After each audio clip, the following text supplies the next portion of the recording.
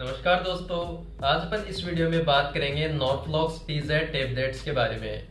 दोस्तों ये जो नॉर्फ्लॉक्स TZ टेबलेट्स आती है इसमें दो ड्रग्स कंपोजिशन रहते हैं। एक तो नॉर्फ्लॉक्सासिन रहता है जो कि लगभग 400 mg के अराउंड इसकी डोज रहती है, और इसके अलावा इसमें एक टिनिडाजोल रहता है जिसकी 600 mg तक डोज रहती है इस नॉर्फ्लॉक्स TZ में।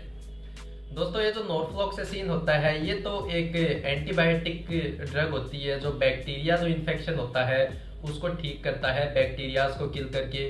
और इसके साथ में जो टिनिडाजोल होता है ये एक एंटी पैरासाइटिक मेडिसिन होती है जो कि पैरासाइटिक वॉर्म्स वगैरह होते हैं उनको किल करके, और कुछ इन्फेक्शंस वगैरह होते हैं पैरासाइट्स की वजह से, उस इन्फेक्शन को ठीक करने में कामयाब होते हैं। काफ़ी बार दोस्तों क्या होता है कि जो पर्सन्स होते हैं वो काफ़ी कंटामिनेटेड फूड खा लेते हैं, मतलब दूषित फूड खा लेते हैं, कंटामिनेटेड फूड्स खा लेते हैं, जिसकी वजह से उनका पेट खराब हो जाता है। जो स्मॉल इंटेस्टाइन, लार्ज इंटेस्टाइन, जो छोटी आंत, बड़ी आंत है, पेट है, वो खराब हो जाते हैं, जिसकी वजह से वहाँ पे धीरे धीरे इन्फेक्शन होने लग जाता है। और इन्फेक्शन होने की वजह से उनको भूख भी कम लगेगी, नोजिया, वोमिटिंग, मतलब उल्टी आना, पेट में बहुत ज़्यादा क्रैम्प्स आना, मरोड़े जिसको बोलते हैं वैसे, मतलब बहुत ज़्यादा दर्द रहना पेट में। और इसके अलावा जो पेट रहता है, तो छोटी आंत रहती है, उसमें इन्फेक्शन होने के कारण डायरिया, मतलब दस्त भी लग सकते हैं। मतलब दिन में लगभग 4 से 5 बार वो फ्रेश होने जा सकते हैं, इसको डायरिया बोला जाता है। और इसके अलावा डायरिया के साथ में डिसेंट्री भी देखा जा सकता है काफ़ी कंडीशंस में। डिसेंट्री एक डायरिया का ही पार्ट होता है जिसमें डायरिया में जो मल निकलता है उस मल के साथ जब ब्लड भी आने लग जाए तो उस कंडीशन को बोलते हैं डिसेंट्री। तो दोस्तों इस कंडीशन में जो इन्फेक्शन हुआ है छोटी आंत या बड़ी आंत या पेट में, तो वो इन्फेक्शन या तो बैक्टीरिया की वजह से हो सकता है और या पैरासाइट्स की वजह से हो सकता है। तो उस कंडीशंस में उन बैक्टीरिया को या फिर जो ये पैरासाइट्स होते हैं इनको किल करना बहुत ज़्यादा नेसेसरी होता है इन्फेक्शन को ठीक करने के लिए। तो दोस्तों ये जो नॉर्फ्लॉक्स TZ जो टेबलेट्स होती है ये काम में ली जाती है जिससे कि जो स्मॉल इंटेस्टाइन, लार्ज इंटेस्टाइन में इन्फेक्शन जो हो रहा है वो आराम से ठीक हो पाए, और पेट में जो दर्द हो रहा है, जो छोटी आंत में दर्द रहता है, जो क्रैम्प्स आते हैं मरोड़े लाइक, तो वो भी ठीक हो पाएंगे इस दवा से। और इसके अलावा ये जो मेनली दवा आती है नॉर्फ्लॉक्स TZ, ये मेनली डायरिया और डिसेंट्री के लिए आती है। इससे जो डायरिया होता है और दस्त जो लगते हैं, डिसेंट्री होता है, वो ठीक हो जाते हैं धीरे धीरे। दोस्तों ये जो नॉर्फ्लॉक्स TZ होती है ये मार्केट में लगभग 100 रुपए तक मिल जाती है। इसमें 10 टेबलेट्स आते हैं शायद एक स्ट्रिप में, तो आप हमेशा डॉक्टर के परामर्श से ही इसको खरीदें।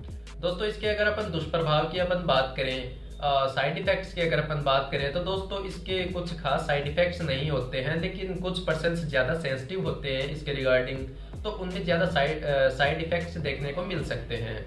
जैसे सर में दर्द होना, हेडेक, नोजिया, जी मचलाना, उल्टी आना, वोमिटिंग, या फिर ये जो स्किन रैशेज हो जाते हैं, स्किन पे छोटे छोटे पिंपल्स, वो स्किन रैशेज हो सकते हैं।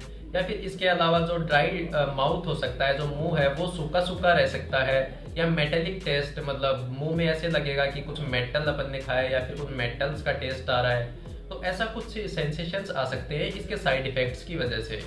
तो दोस्तों साइड इफेक्ट्स जो होते हैं, दुष्प्रभाव, वो अपने आप रिजोल्व हो जाते हैं जैसे जैसे ड्रग की टॉक्सिसिटी धीरे धीरे कम होती है शरीर में वैसे। लेकिन अगर आपको ऐसा लगे कि साइड इफेक्ट्स कम होने की बजाय बहुत ज़्यादा बढ़ते ही जा रहे हैं, तो उस कंडीशन में आप अपने जो कंसल्टेंट डॉक्टर है उनसे जाके कंसल्ट जरूर कर लें। दोस्तों अगर कोई पर्सन है उसके काफ़ी लंबे समय से किडनी फेलियर की शिकायत है, या फिर लीवर फेलियर की शिकायत है, या फिर बहुत लंबी बीमारी है उनसे काफ़ी लंबे समय से, या फिर कोई लेडीज है वो प्रेग्नेंट स्टेज में है, या फिर ब्रेस्ट फीडिंग, मतलब बच्चे को दूध पिलाने वाली स्टेज में है, तो ये जो पर्सन्स होते हैं उनको बहुत ज़्यादा प्रिकॉशंस लेने की आवश्यकता रहती है ये दवा लेते टाइम। और ये दवा आप हमेशा डॉक्टर के परामर्श से ही काम में लें और बहुत ज़्यादा प्रिकॉशंस, सावधानी रखें इस दवाई को काम में लेते टाइम। दोस्तों कुछ पर्सन्स बहुत ज़्यादा सेंसिटिव रहते हैं इस नॉर्फ्लॉक्स TZ के रिगार्डिंग, तो जब भी वो नॉर्फ्लॉक्स TZ दवा काम में लेते हैं और लेते ही उनके पूरे शरीर में रेडनेस आ जाती है, पसीने आने लग जाते हैं पूरे शरीर पे, आंखों से, नाक से म्यूकस का फ्लो होने लग जाता है, सांस लेने में दिक्कत होना, ये कुछ सिम्टम्स देखे जाते हैं। तो हो सकता है उनके नॉर्फ्लॉक्स TZ जो दवा है उससे हाइपर सेंसिटिव रिएक्शंस हो, उनको एलर्जी हो नॉर्फ्लॉक्स TZ से। तो उन कंडीशन में आप इस दवा को तुरंत वहीं होल्ड कर दें, आगे कंटिन्यू ना रखें और अपने जो कंसल्टेंट डॉक्टर है उनसे जाके कंसल्ट जरूर कर लें। अगर आप ऐसा नहीं करते हैं, दवा को कंटिन्यू ही रखते हैं, तो हो सकता है ये आपके शरीर में एनाफाइलेटिक रिएक्शंस कॉज करके आपके लिए जानलेवा भी साबित हो सकती है।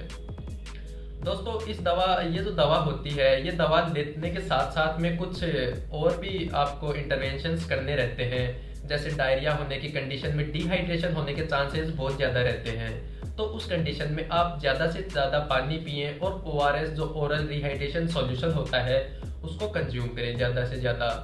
दोस्तों दवा को आप हमेशा डॉक्टर के परामर्श से ही काम में लें, डॉक्टर के प्रिस्क्रिप्शन से ही यूज़ में लें, अपने आप से दवा कभी भी काम में ना लें।